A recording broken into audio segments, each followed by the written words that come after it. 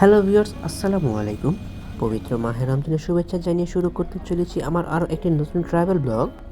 আজ আমি ট্রাভেল করতে চলেছি নোয়াখালী থেকে ঢাকার উদ্দেশ্যে, যেখানে ঢাকা থেকে নোয়াখালী সোনাপুর রুটের নতুন বাস অপারেটর সারা এক্সপ্রেসের এক ইউনিট হিন্দু একে ওয়ানজে মডেলের ব্র্যান্ড নিউ বাসে করে আজ আমি নোয়াখালী থেকে ঢাকার উদ্দেশ্যে জার্নি করব। আমার জার্নি চলাকালীন সকল এক্সপিরিয়েন্স পাশাপাশি সারা এক্সপ্রেসের সকল বিস্তারিত তথ্য পাশাপাশি তাদের বাসগুলো সকল স্পেসিফিকেশন আলোচনা করব এই নতুন ভিডিওতে। আমি আমার এই জার্নি ব্লগটিকে এমনভাবে নির্মাণ করার চেষ্টা করেছি যেখানে আপনারা ভাবতে পারবেন যে আপনারা আমার সাথে জার্নি করছেন। তবে চলুন দেরি না করে শুরু করা যাক আমার 19তম travel blog Noakhali to Dhaka with Sara express.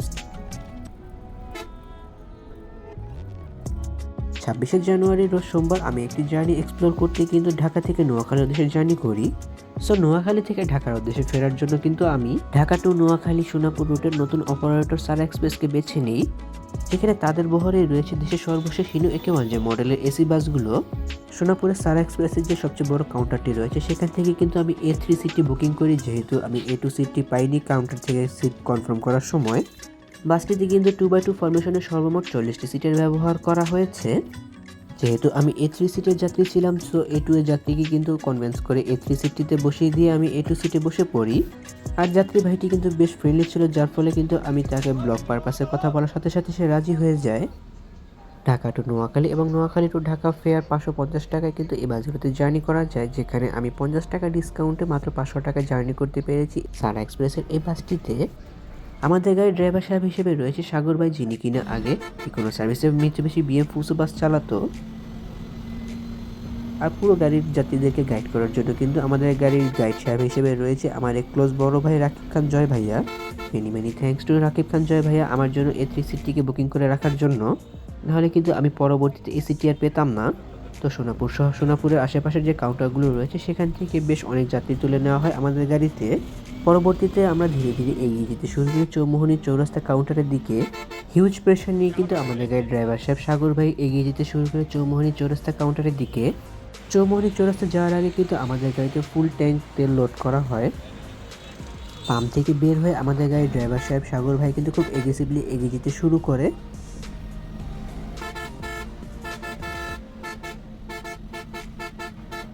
আর নোয়াখালী যাওয়ার পর আমার যে একটা এক্সপিরিয়েন্স হয়েছে যে নোয়াখালীতে এত পরিমাণের CNG এবং অটোরিকশা রয়েছে যা কিন্তু ঢাকা শহরেও মনে হয় নেই। কেননা বেশ ভালো একটা RPM নিয়ে যখন স্পিড তুলতে যাবে আমাদের গাড়িটি, তখনই কিন্তু ব্রেক করা লাগে শুধুমাত্র অটোরিকশা পাশাপাশি যে CNGগুলো রয়েছে তার জন্য। বিকেল 4:40-এর ট্রিপ থাকলে কিন্তু আমাদের গাড়িটি সোনাপুর কাউন্টার থেকে একটু লেট করেই ছাড়ে, কেননা আমাদের ভ্রমণকারী বাসটি কিন্তু ঢাকা থেকে কারেন্ট ট্রিপ নিয়ে নোয়াখালীর উদ্দেশ্যে ছেড়ে যায় এবং নোয়াখালী থেকে কারেন্ট ট্রিপ নিয়ে আবারও ঢাকার উদ্দেশ্যে ছেড়ে আসে। নোয়াখালী সোনাপুর কন্ট্রোলে ঢুকতে ঢুকতে কিন্তু বেশ অনেকটা সময় লেগে যায় তাদের। নোয়াখালী সোনাপুর কন্ট্রোল থেকে কিন্তু আমরা 5:15 থেকে 20 মিনিটের মধ্যে রওনা হই ঢাকার উদ্দেশ্যে। যেহেতু আমার সিটের সামনে কোনো সাপোর্ট ছিল না, আমার সিটে কিন্তু সিট বেল্ট থাকার কারণে আমি সিট বেল্টটি পরে নেই, কারণ যে পরিমাণ হার্ট ব্রেক করার প্রয়োজন হচ্ছিল মনে হচ্ছিল যে আমি ছিটকে যাবো আমার সিট থেকে। আর সরি টু সে আমার থাই সিটগুলো কিন্তু একদমই পছন্দ নয়। কক্সবাজার থেকে ঢাকা আসার সময় হানিফ এন্টারপ্রাইজের যে ট্রাভেল ব্লগটি আমি আপলোড করেছিলাম সেখানে আমি বলেছিলাম থাই সিটগুলো কত বাজে এবং যাত্রীরা কতটা আনকমফোর্টেবল ফিল করে এই সিটগুলোতে বসে। সিটগুলো বর্তমানে আরামদায়ক হলেও ধারণা করা যাচ্ছে যে ভবিষ্যতে এই সিটগুলো বেশ শক্ত হয়ে যাবে যাত্রীদের জার্নি করার জন্য। চৌমোহনী চৌরাস্তা কাউন্টার পার করার পর কিন্তু আমাদের গাড়িতে খুব কম পরিমাণে যাত্রী উঠবে, কারণ সামনে খুব কম পরিমাণে কাউন্টার রয়েছে।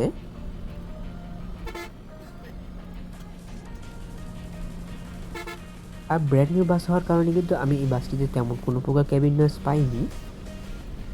তবে সবচেয়ে বাজে বিষয় যেটি আমার লেগেছে যে হিনু একে ওয়ানজে মডেলের মেইন ইঞ্জিনের সাথে এসি কম্প্রেসরটিকে সেট করে দেওয়া হয়েছে, যার ফলে বাসের ইঞ্জিনের যে মেইন পারফরমেন্স রয়েছে সেটি থেকে কিন্তু ইঞ্জিন পারফরমেন্সটি অনেকটা কমে আসছে। বেশ অনেকক্ষণ এগ্রেসিভ জার্নি করার পর কিন্তু আমরা সোনামুড়ি চলে আসি।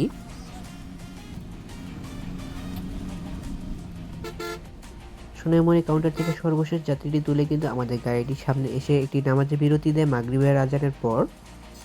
আর সারা এক্সপ্রেস কিন্তু যাত্রাপথে নামাজ বিরতি দিয়ে থাকে তাদের সবগুলো ট্রিপেই। নামাজ বিরতি শেষ করে এক কাপ চায়ের সাথে কিন্তু আমাদের জার্নি আবারও শুরু হয়ে যায়। আকিব ভাইকে অসংখ্য ধন্যবাদ আমাকে এত সুন্দর একটি চায়ের ট্রিট দেওয়ার জন্য। নামাজ বিরতি শেষ করার পর কিন্তু আমাদের জার্নি আবারও শুরু হয়ে যায় ঢাকার উদ্দেশ্যে। যেহেতু সোনাইমুড়িতে সারা এক্সপ্রেসের সর্বশেষ কাউন্টারটি রয়েছে, সো সোনাইমুড়ি কাউন্টার থেকে যাত্রী তুলে কিন্তু আমার ভ্রমণকারী বাসটি কিন্তু খুব এগ্রেসিভলি জার্নি শুরু করে ঢাকার উদ্দেশ্যে। ওকে, তাহলে এবার চলুন সোনাইমুড়ি থেকে লাকসামগামী হাইওয়ে থেকে রাতের সৌন্দর্য উপভোগ করে আসা যাক। পাশাপাশি গাড়ির মেইন ইঞ্জিন সাউন্ডের পাশাপাশি কেবিন শুনে আসা যাক। যদি কেউ উপভোগ করতে না চান তাহলে স্কিপ করে সামনে চলে যেতে পারেন।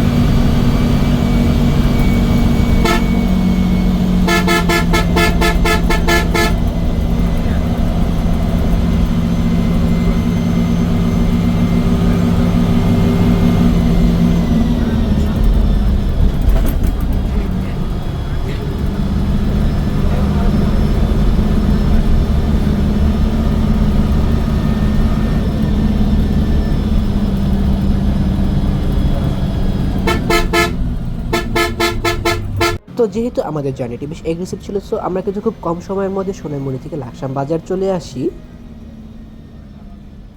তো লাকসাম বাজার আসার পর আমি একটা জিনিস লক্ষ্য করলাম যে আমার পেছনে যে সিটটি রয়েছে মানে B2 সিট, সেখানকার এক ছোট্ট যাত্রী আমার মাথার উপর দিয়ে তার জার্নিটি উপভোগ করছিল। আর বাসলাবার দিয়ে যে বাসটি মনের মধ্যে আগ্রহ সৃষ্টি হয় সেটা কিন্তু এখান থেকে শুরু হয়। 2 ঘন্টা জার্নি করার পর আনুমানিক সন্ধ্যা 7:30টায় কিন্তু আমরা লাকসাম বাজার এসে পৌঁছাই, যেখান থেকে আমাদের পরবর্তী ডেস্টিনেশন কুমিল্লার পদুয়ার বাজার বিশ্ব রোড। প্যাকেট হিনো AK1 মডেলের এসি বাসগুলোতে মেইন ইঞ্জিনের সাথে যে কম্প্রেসারটিকে সেট করা হয়েছে, আর এই বিষয়টিকে আমি কোনোভাবে সমর্থন করি না। হিনো AK1 মডেলের বাসগুলোতে কিন্তু 207 হর্স পাওয়ার সুবিধা পাওয়া যায়, যেখানে কোনো প্রকার সাব ইঞ্জিন ব্যবহার না করলেও চলে। মূলত হিনো AK1 মডেলের বাসগুলো জাপানি হওয়ার কারণে কিন্তু বাস মালিকরা এই বাসগুলো দিয়ে তাদের মেইন যে পারফরমেন্স রয়েছে মানে হিনো AK1 মডেলের বাসগুলোর মেইন পারফরমেন্স রয়েছে সেটি উপভোগ করে। সারা এক্সপ্রেসের প্রতিটি বাসে প্রতি যাত্রীকে কিন্তু 250 ml পানির সুবিধা দেওয়া হয় প্রতিটি টিকিটের সাথে, যেটা ঢাকা থেকে নোয়াখালী অন্য কোনো ব্যানার প্রোভাইড না করলেও কিন্তু সারা এক্সপ্রেস প্রোভাইড করে বেশ ভালো নাম অর্জন করতে পেরেছে। তো যখন আমরা পদুয়া বাজার বিশ্ব রোডের কাছাকাছি চলে আসি তখন কিন্তু আমরা রেল ক্রসিংয়ের একটি জ্যামে পড়ে যাই, যেটা কিন্তু সন্ধ্যা 7টায় নোয়াখালী থেকে ঢাকার উদ্দেশ্যে ছেড়েছে। তো এই রেল ক্রসিংটি পার করার মাত্র 2 মিনিটের মাথায় কিন্তু আমরা চলে আসি পদুয়ার বাজার বিশ্ব রোডে। আর পদুয়ার বাজার বিশ্ব রোড থেকে মাত্র 100 কিলোমিটার জার্নি করতে হবে আমাদের ঢাকার উদ্দেশ্যে। আনুমানিক সময় লাগতে পারে 2 থেকে আড়াই ঘন্টা। আর আমার যে অন্যান্য কুমিল্লার জার্নিগুলো রয়েছে সেখানে কিন্তু আমরা বেশ একটা ভালো ট্রাক, CNG, অটোরিকশা, বাস বিভিন্ন রকমের যানবাহনের চাপ পেয়েছিলাম, কিন্তু যেদিন আমি সারা এক্সপ্রেসে বাসটিতে জার্নি করছিলাম সেদিন কিন্তু তেমন একটা জাম ফেস করতে হয়নি আমাকে। তো পদুয়ার বাজার বিশ্ব রোড ব্রিজের নিচ দিয়ে কিন্তু আমরা এগিয়ে যেতে শুরু করি ঢাকার উদ্দেশ্যে, যেখানে আমাদের পরবর্তী ডেস্টিনেশন কুমিল্লা ক্যান্টনমেন্ট। পদুয়ার বাজার বিশ্ব রোডের ব্রিজের নিচ দিয়ে আমরা একে বেগে এগিয়ে চলতে শুরু করি ক্যান্টনমেন্টের উদ্দেশ্যে। আর সকলের অবগতির জন্য জানিয়ে দিই যে সোনাইমুড়ির কাউন্টারের পর কিন্তু সারা এক্সপ্রেসের আর কোনো কাউন্টার নেই ঢাকার উদ্দেশ্যে আসার জন্য। সারা এক্সপ্রেসের প্যাকেট হিনো AK1 মডেলের এই বাসগুলোতে কিন্তু কোনো প্রকার কেবিন নয়েজ ছিল না বললেই চলে। যদি আপনাদের বাসের ভিতরে যে সাউন্ডিং হচ্ছে সেটি শুনে তাহলে আপনারা বুঝতে পারবেন।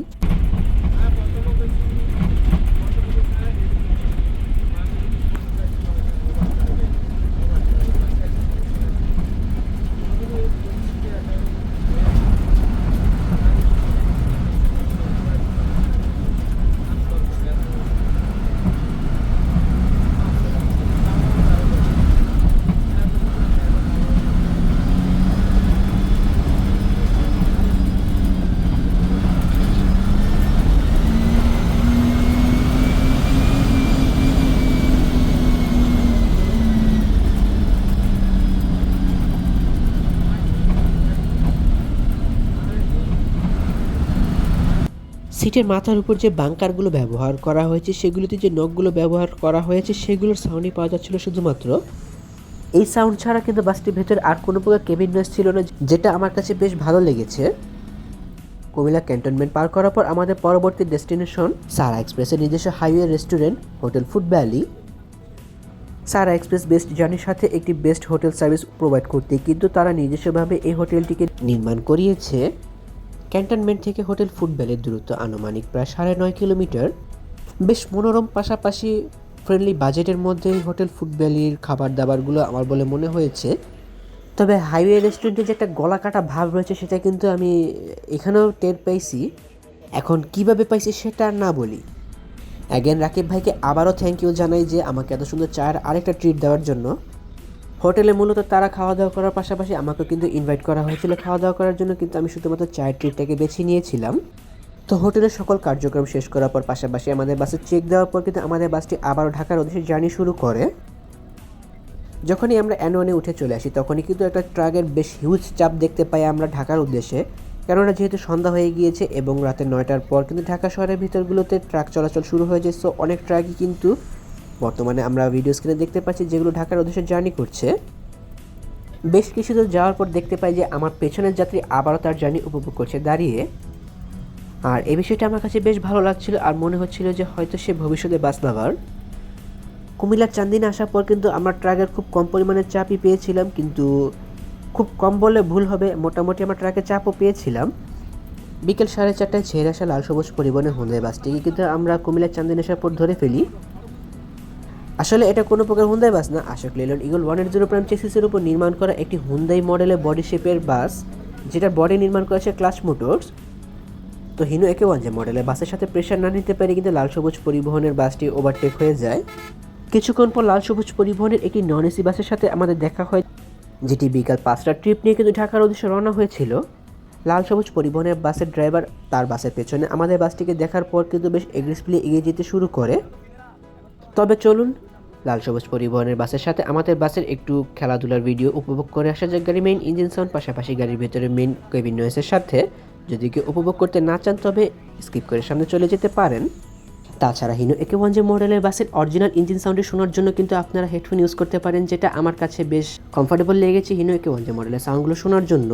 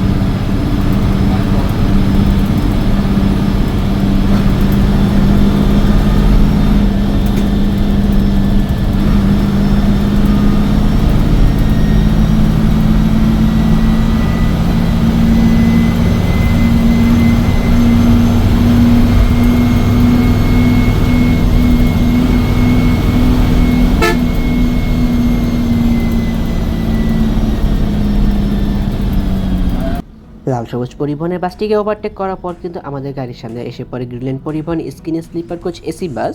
মূলত ওই বাসটি কিন্তু স্কিনে স্লিপার কোচ এসি বাস নয়, ইউচাই দ্বারা ইঞ্জিনটিকে রিপ্লেস করা হয়েছে, শুধুমাত্র চ্যাসিসটি রয়েছে স্কেনিয়ার। 2026 সালে বাংলাদেশের পরিবহন জগতে যদি কোনো একটা চমক ঘটে থাকে তবে সারা এক্সপ্রেসের এই হিনো একে 1 যে মডেলের 10 ইউনিট এসি বাস নিয়ে কি একটা বিশাল বড় চমক আমরা পেয়েছি। যেখানে প্রায় 50 ইউনিটের মতো বাস তাদের ভরে অ্যাড করার কথা থাকলেও কিন্তু আপাতত তারা 30 থেকে 32 ইউনিট বাস দিয়ে ঢাকা নোয়াখালী সোনাপুর রুটে নিয়মিত সার্ভিস প্রদান করে চলেছে লাকসাম হয়ে। জয়নব ইঞ্জিনিয়ারিং ওয়ার্কশপের গ্যারেজ থেকে 10 ইউনিট হিনোকে ওয়াজে মডেলের পাশাপাশি 5 ইউনিট আশোক লেল্যান্ড ইগল 105 মডেলের চেসিসের উপর নির্মাণ করা এসি বাস কিন্তু সারা এক্সপ্রেস তাদের বহরে যুক্ত করেছে। তাছাড়া সারা এক্সপ্রেসের জন্য কিন্তু ক্লাচ মোটরস পাশাপাশি জনতা ইঞ্জিনিয়ারিং ওয়ার্কশপ প্রায় 15 থেকে 20 ইউনিট এসি বাস নির্মাণ করেছে। আপকামিং আপডেট হিসেবে ধারণা করা যাচ্ছে যে তাদের বহরে কিন্তু মার্সিডিজ বেঞ্জের বাস খুব শীঘ্রই অ্যাড হতে চলেছে। খুব শীঘ্রই হয়তো সারা এক্সপ্রেসের বহরে স্লিপার কোচ কিংবা সুট ক্লাস স্লিপার কোচ বাস অ্যাড হতে চলেছে। তো সারা এক্সপ্রেসের স্পেসিফিক আলোচনা করতে করতে আমরা ভুলে গিয়েছিলাম যে আমরা কিন্তু বর্তমানে দাউদকান্দি সেতুর উপর রয়েছি, যেখান থেকে আমাদের পরবর্তী ডেস্টিনেশন মেঘনা সেতু। দাউদকান্দি সেতু পাশাপাশি মেঘনা সেতুর টোল নিয়ে কিন্তু আমি এর আগেও আলোচনা করেছি, যেখানে আবারও আলোচনা করতে গেলে ঢাকা থেকে চিটাগং যাওয়ার সময় কিন্তু মেঘনা সেতুতে টোল দেওয়া হয় এবং চট্টগ্রাম থেকে ঢাকা যাওয়ার সময় কিন্তু দাউদকান্দি সেতুতে টোল দেওয়া হয়। দাউদকান্দি সেতু থেকে নেমে প্রায় 15 থেকে 20 মিনিট জার্নি করার পর কিন্তু আমরা চলে আসি মেঘনা সেতুর কাছাকাছি, যেখান থেকে আমাদের ঢাকা ঢুকতে আর মাত্র সময় লাগবে 1 ঘন্টা থেকে 1 ঘন্টা 25 থেকে 30 মিনিট। হাইওয়ে রাস্তাগুলোতে তেমন একটা জ্যাম ফেস করতে না হলেও কিন্তু কাঁচপুর সেতু পার হওয়ার পর আমাদেরকে বেশ বড় একটা জ্যাম ফেস করতে হয় ঢাকা প্রবেশ করাকালীন।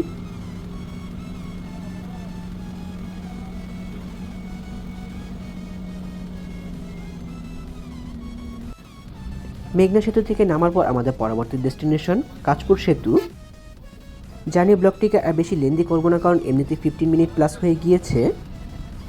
তবে সারা এক্সপ্রেসে কোনো ঊর্ধ্বতন কর্মকর্তা যদি আমার এই ভিডিওটি দেখে থাকেন, তবে তাদেরকে আমি বলতে চাই যে আপনারা এখনও সময় আছে, আপনাদের হিনো একে ওয়ানজে মডেলের বাসগুলোকে সাব ইঞ্জিন ব্যবহার করুন। কেননা কিছু অঙ্কের তেলের টাকা বাঁচানোর জন্য কিন্তু আপনারা এই মূল্যবান হিনো একে ওয়ানজে মডেলের ইঞ্জিনগুলোকে হারিয়ে ফেলবেন। বর্তমানে দেশের সর্বশেষ হিনো একে ওয়ানজে মডেলে এই বাসগুলোতে জার্নি করে আমি যে বিষয়টা বুঝতে পারলাম যে শুধুমাত্র সাব ইঞ্জিনের অভাবে এই বাসগুলোর ইঞ্জিনগুলো বেশ কিছুদিন পরই ড্যামেজ হয়ে যাবে। মদনপুর পার করে কাঁচপুর সেতু পার হয়ে আমাদের পরবর্তী ডেস্টিনেশন আরামবাগ। আর কাঁচপুর সেতু পার হওয়ার পরে কিন্তু আমাদের গাড়ি থেকে অনেক যাত্রী নেমে যেতে শুরু করে। আস্তে আস্তে রায়েরবাগ, সোনিয়ারকা এবং সাইনবোর্ডে বিভিন্ন জায়গায় আমাদের গাড়ি থেকে যাত্রীরা নেমে যেতে শুরু করে। রাত 9:15 থেকে 20 মিনিটের মধ্যে কিন্তু আমরা ঢাকা এসে পৌঁছে যাই। কিন্তু রায়েরবাগের একটা বিশাল জ্যামের কারণে কিন্তু আমাদের ঢাকা ঢুকতে ঢুকতে প্রায় 10:30টারও বেশি বেজে যায়। বর্তমানে আপনারা ঘড়ির কাঁটায় দেখতে পাচ্ছেন 10টা বেজে গিয়েছে, কিন্তু আমরা এখন পর্যন্ত রয়েছে রায়েরবাগে। তো রায়েরবাগ সোনিয়ারকার একটা বিশাল জ্যাম ফেস করে কিন্তু রাত 10:30টায় আমরা মেয়র হানিফ ফ্লাইওভারের সোনিয়ারকা প্রান্তে চলে আসি, যেখান থেকে আমাদের পরবর্তী সর্বশেষ ডেস্টিনেশন আরামবাগ। সায়েদাবাদ ফ্লাইওভারের উপর দিয়ে কিন্তু আমাদের গাড়িটি সাই করে এগিয়ে যেতে শুরু করে আরামবাগের উদ্দেশ্যে। সায়েদাবাদ ফ্লাইওভার থেকে নেমে আমাদের গাড়ি থেকে প্রায় 50% যাত্রী কিন্তু নেমে যায়। পরবর্তীতে কমলাপুরের টিটিপাড়ায় যে আন্ডারপাসটি রয়েছে সেটি দিয়ে আমাদের পরবর্তী ডেস্টিনেশন হয়ে পড়ে আরামবাগ। ফার্স্ট টাইম বললে ভুল হবে, কিন্তু আমি জার্নি করার ক্ষেত্রে সারা এক্সপ্রেসের এই হিনো একে ওয়ানজে মডেলের বাসটির সাথে কিন্তু প্রথমবার টিটিপাড়া আন্ডারপাস দিয়ে প্রবেশ করছি। এরপর বাংলাদেশ ব্যাংকের পিছন দিয়ে উটের খামার হয়ে কিন্তু আমরা মতিঝিলে উঠে পড়ি। মতিঝিলের শাপলা চত্বর দিয়ে আমরা ইউটার্ন নিয়ে আরামবাগের সারা এক্সপ্রেসের কাউন্টারের দিকে এগিয়ে যেতে থাকি। একদম লাস্ট টাইম সাগর ভাই তার তাওরাশি এখন পর্যন্ত ধরে রেখেছেন, যার জন্য কিন্তু আমরা খুব দ্রুতই আরামবাগের কাউন্টারের সামনে এসে পৌঁছাই। And finally I have made my thrilling, enjoyable and memorable journey with Sara express. রাত 10:55 আমার ভ্রমণকারী বাসটি আমাকে কিন্তু আরামবাগে নামিয়ে দেয়, যেখান থেকে আমি আমার বাসার জন্য কিন্তু গাড়ি ধরে বাসা চলে যেতে পারবো। সারা এক্সপ্রেসের বাসটিতে জার্নি করাকালীন কিন্তু আমি বেশ ভালো একটা এক্সপিরিয়েন্স অর্জন করতে পেরেছি। মূলত তারা যে রুলস রেগুলেশনগুলো নিয়ে এগিয়ে যাচ্ছে সেটিকে কিন্তু আমি বেশ সাপোর্ট করি। ঠিক এমনভাবে প্রায় 1 বছর সার্ভিস প্রদান করতে পারলে কিন্তু তারা দেশের একটি আইকনিক অপারেটর হিসেবে পরিচিতি পেতে পারে। চালক থেকে শুরু করে গাইড এবং চালক সহকারী প্রপার ট্রেনিংয়ের পাশাপাশি প্রপার মেনটেন্যান্সের মাধ্যমে কিন্তু তারা এই রুটিতে বেশ দাপটে অপারেটর হতে পারবে অন্যান্য অপারেটরগুলোর তুলনায়। সারা এক্সপ্রেসের এই জার্নিটিকে রেটিং দিতে হলে কিন্তু আমি 10-এ 9 দিব, যেখানে শুধুমাত্র গাড়ি মেইন ইঞ্জিনের সাথে কম্প্রেসারটিকে সেট করার কারণে কিন্তু যাত্রীদের কিছুটা জার্নি এক্সপ্লোর করতে অক্ষুণ্ণতা দেখা যেতে পারে।